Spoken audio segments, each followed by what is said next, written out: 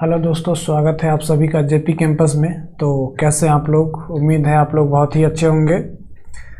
देखिए, seating arrangement का ये जो है हमारा थर्ड सेशन होने वाला है और इससे पहले हम 2 सेशन अपलोड कर चुके हैं। तो मेरा आपसे एडवाइस रहेगा कि आप उस 2 क्लास को पहले अटेंड कर लीजिए, उसके बाद ही आप ये थर्ड क्लास को अटेंड कीजिए, क्योंकि उसमें मैंने बहुत सारा बेसिक कंसेप्ट बताया हुआ है।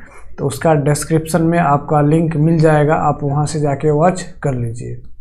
ठीक है, देखिए आते हैं आज के सुविचार में। तो आज का मेरा सुविचार है, कांच के खिलौनों को कभी उछाला नहीं करते, कांच के खिलौनों को कभी उछाला नहीं करते, मेहनत करने से हो जाती है हर मुश्किलें आसान, क्योंकि हर काम को तकदीर पे टाला नहीं करते। ठीक है,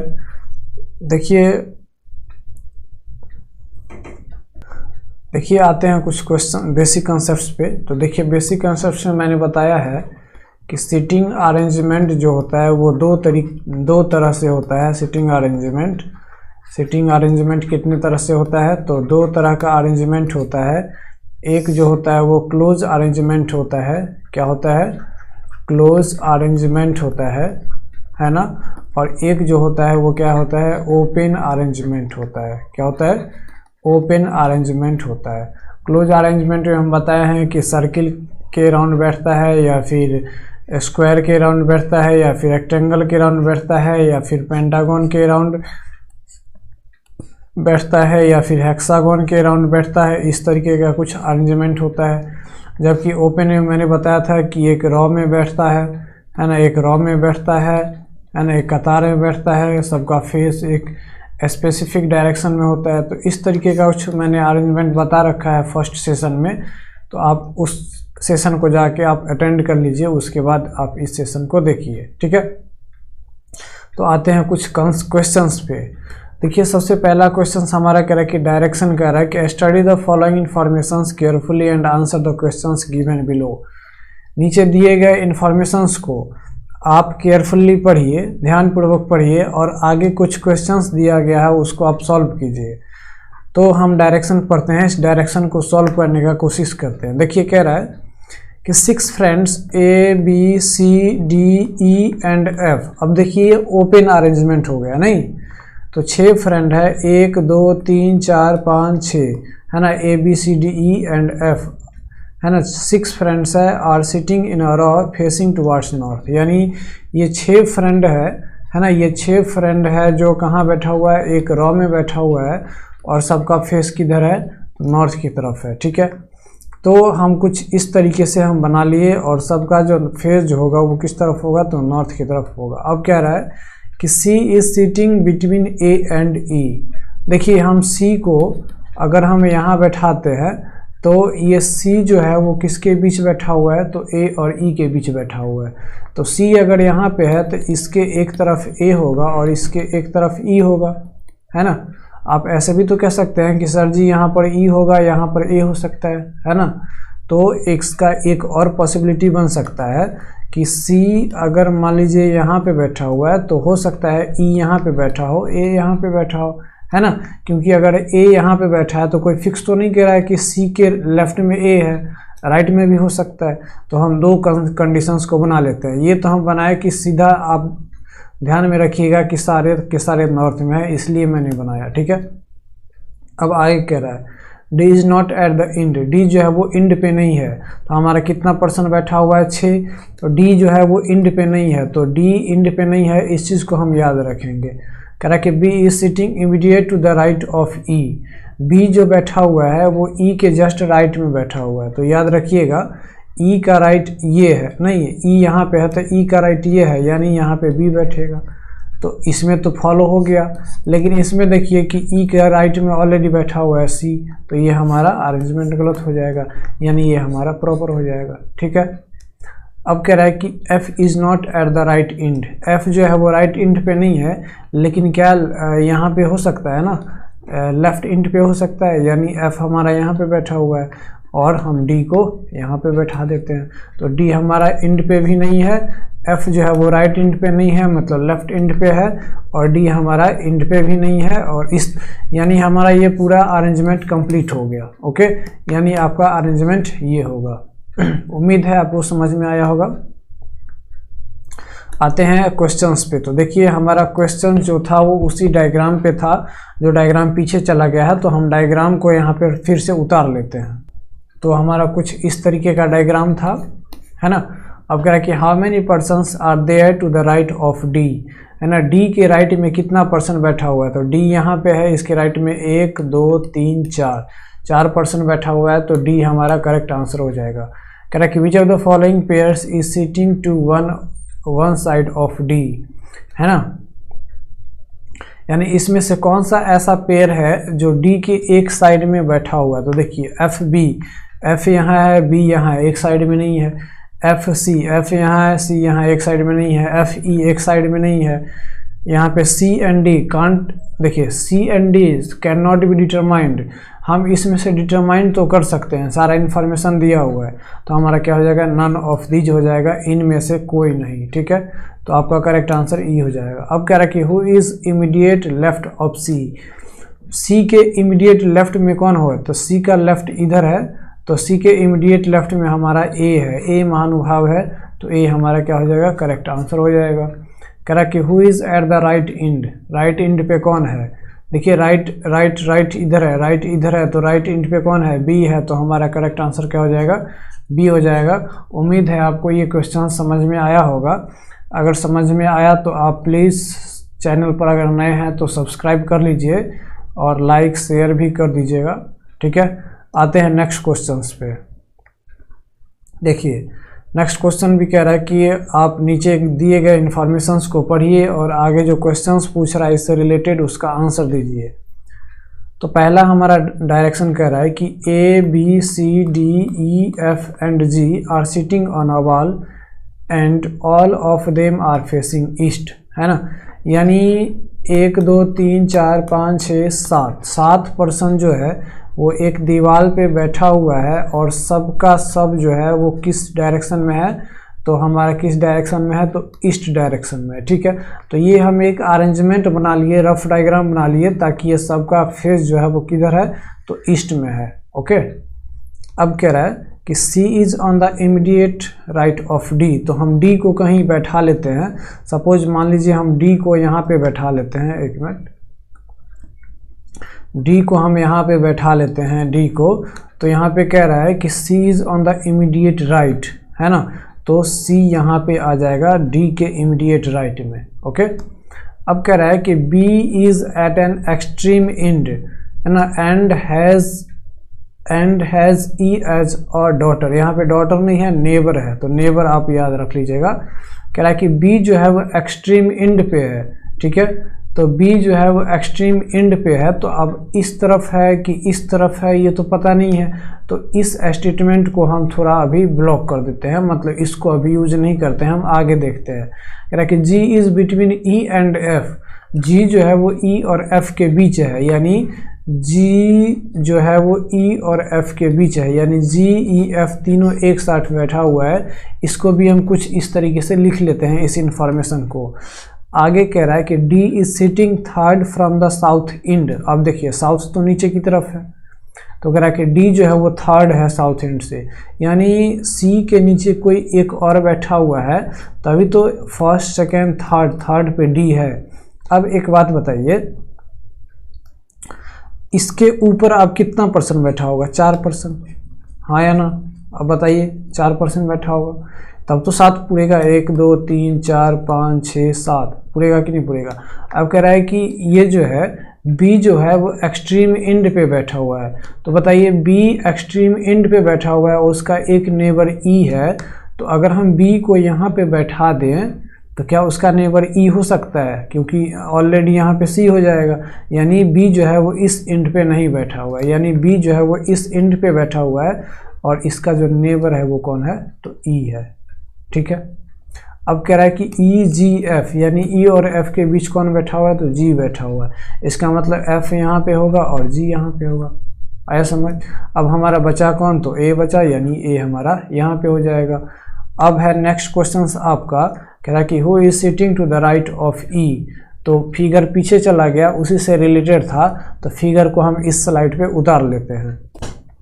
तो आपका फिगर यही था, है ना, डायग्राम यही था। कह रहा है कि हु इज सिटिंग, कह रहा है क्वेश्चन यहाँ पे कि who is sitting to the right of E. E के राइट में कौन बैठा है, तो ई यहाँ पे है और ई का राइट इधर हो गया, तो जी बैठा हुआ है, यानी हमारा जी यहाँ पे तो कोई आंसर है नहीं, यानी हमारा यहाँ पे क्या हो जाएगा, नन ऑफ दीज हो जाएगा ई नंबर। कह रहा है कि which of the following pairs of the people are sitting at the extreme end.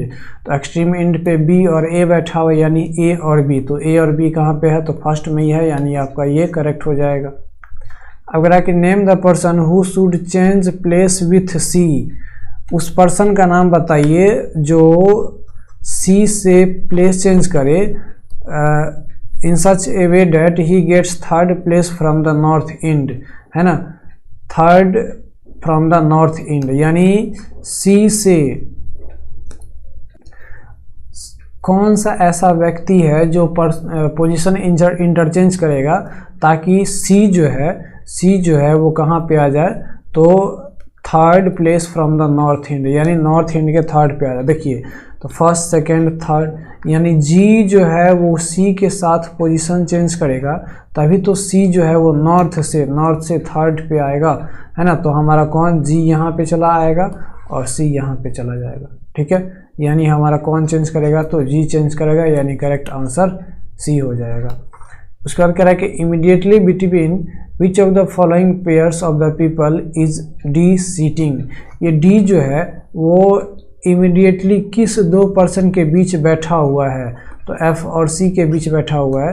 तो देख लीजिए एफ और सी कहाँ है, यानी सी और एफ है, यानी आपका करेक्ट आंसर क्या हो जाएगा, डी हो जाएगा, ठीक है। उम्मीद है आपको ये भी क्वेश्चन समझ में आ गया होगा। आते हैं नेक्स्ट क्वेश्चंस पे। नेक्स्ट क्वेश्चन कह रहा है कि study the following informations carefully and answer the questions given below. कह रहा है कि नीचे दिए गए इन्फॉर्मेशंस को आप केयरफुली पढ़िए, ध्यानपूर्वक पढ़िए, और कुछ क्वेश्चंस आगे दिया गया है उसका आप आंसर जवाब दीजिए। कह रहा है कि 6 persons A, B, C, D, E and F are sitting in 2 rows, 3 in each row। देखिए 6 पर्सन बैठा हुआ है, 6 पर्सन बैठा हुआ है, तो एक 2 3, लेकिन 2 डिफरेंट रॉज में बैठा हुआ है और एक रॉ में कितना है, तो 3 है। यहाँ पे कोई डायरेक्शन प्रेफिक्स नहीं कर रहा है, कोई डायरेक्शन मेंशन नहीं कर रहा है, तो हम सबको आमने सामने बैठा देते हैं, ठीक है। अब कह रहा है कि E is not at the end of any row.